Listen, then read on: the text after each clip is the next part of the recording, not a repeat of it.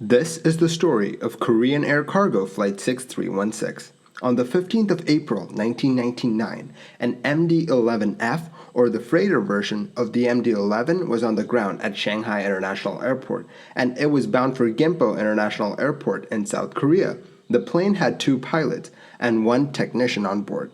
After takeoff, they had to stay on the runway heading till they were at 6 DME. When they were at 6 DME, they had to be at or above 300 meters or 900 feet in altitude. And then they had to turn left to a waypoint, November Hotel Whiskey, when ATC told them to. By the time they reached November Hotel Whiskey, they had to be at 1500 meters or 4900 feet. The plane, laden with cargo, departed runway 18 at 4:01 p.m. local time. As the plane climbed out, the plane was under manual control. Korean Air forbade pilots from engaging the autopilot below 400 feet. The plane banked right to a heading of 200 degrees, and it maintained that heading as it climbed.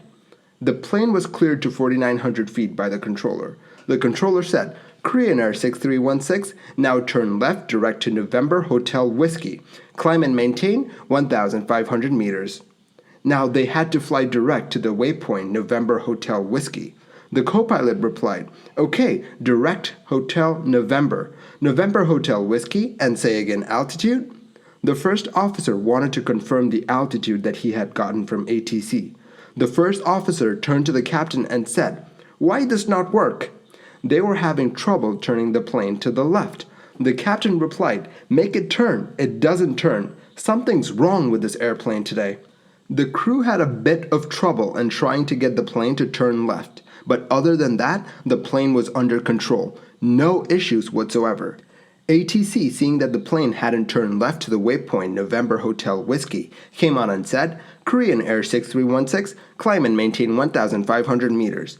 The pilots at this time talked among themselves about the position of the November Hotel Whiskey waypoint. The plane at this point had leveled off at 3,000 feet. The controller repeated his instruction, "Korean Air 6316, climb and maintain 1,500 meters." The plane now started to climb to 4,900 feet from 3,000 feet. ATC kept asking the crew to turn left to November Hotel Whiskey. The plane continued to climb, and the first officer asked the captain to retract the slats. Now the plane was properly configured for cruise. At this point, the plane was climbing to 4,900 feet, but suddenly all that changed. The plane started to dive. On the CVR, they heard the sound of the nose-down trim. The plane was pitched down. The first officer said, "Wait, pitch." On the CVR, they heard the stabilizer motion. That's a sound that's played when the stabilizer travels more than 0.2 degrees. As the plane sped up in its dive, it started to rattle. The captain said, "Unusual." The autopilot called out, "Altitude."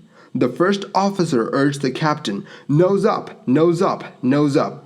But the CAWS system starts warning them about terrain. Soon they were passing through 1,000 feet, but the plane continued to dive.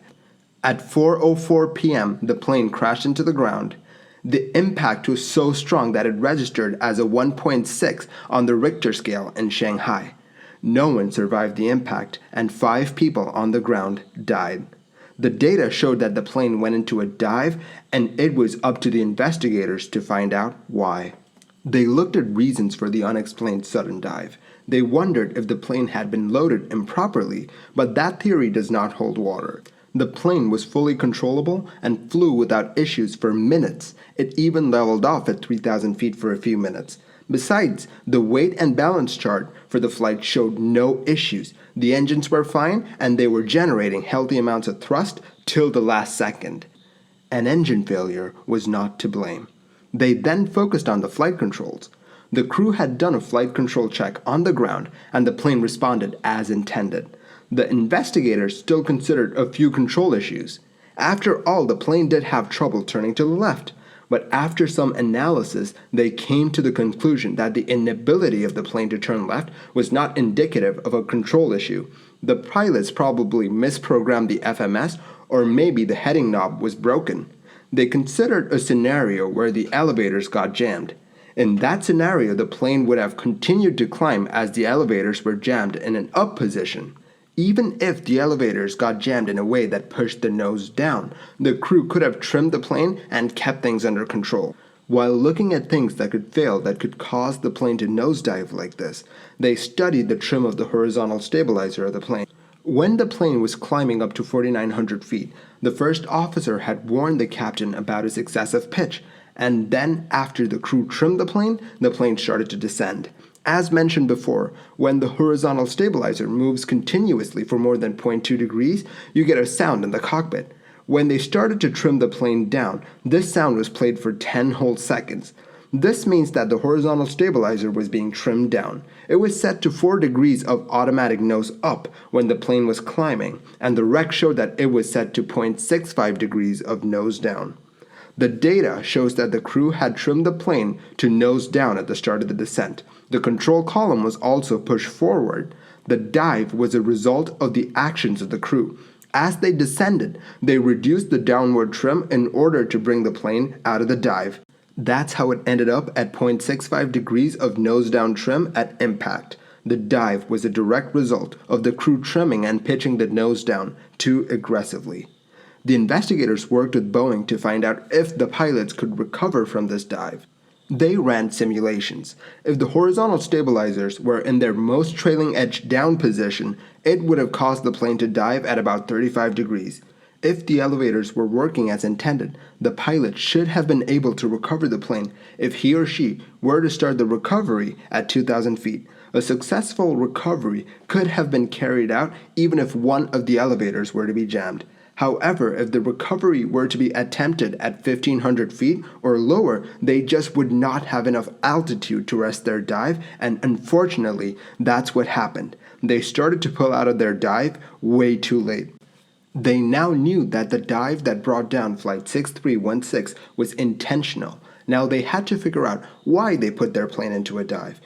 They had ruled out interference by a third party. They listened to the CVR. On the ground, they talked about brake temperatures and the like. Small problems started to crop up even before takeoff. The crew was a bit confused about the altitudes that they were supposed to be at after takeoff. You see, in 1999, Chinese ATC communicated altitude in meters and not in feet. A few countries did this, but most of the world used feet to convey height. This caused a bit of confusion for the crew. In addition to that, the captain was a bit confused about their departure procedure. The captain thought that they would have to fly direct to the November Hotel Whiskey waypoint right after takeoff. But in reality, they had to wait for ATC to clear them for the left turn to November Hotel Whiskey. This was to space out planes. They listened to the CVR. They reached the point where the crew retracted the slats of the plane to configure it for cruise. They listened to the part where they could not get the plane to turn left. They listened through the part where the captain pitched the plane up to climb to their assigned altitude of 4,900 feet. Then they hear this exchange. The captain asked his first officer, "How far did they tell us to climb?" The first officer replied with 1,500 feet. This shocked the captain, and on the flight data recorder, you could see that the pilot and control started to trim the plane down. Dangerously down. The first officer had just told the captain that their assigned altitude was 1,500 feet, and now they were climbing through 4,500 feet. In the vicinity of a busy airport like Shanghai, being 3,000 feet above your assigned altitude can be disastrous. You could be infringing on someone else's airspace. So thinking that he's above where he's supposed to be, the pilot put the plane into a dive in an attempt to get the plane down to 1,500 feet. The first officer set the autopilot to 1,500 feet, down from 4,900 feet as all of this happened. But the controller had cleared them to 1,500 meters, or 4,900 feet. Remember, China used meters instead of feet. So when asked about the altitude that they were cleared to, the first officer mistakenly told the captain 1,500 feet instead of meters. During the whole ordeal, the first officer said that their assigned altitude was 1,500 feet on 2 occasions, thereby cementing the mistake in their minds. It was a force of habit. He had been using feet for his entire career, and that's what he defaulted to. For example, take the sentence, "It's 25 degrees outside." If you live in a country that uses degrees Celsius, you would have gone, "It's quite pleasant outside." However, if you live in a country that uses degrees Fahrenheit, you would have gone, "It's cold outside." You didn't think about it. Your mind just jumped to that conclusion based on what metric you've been using all your life.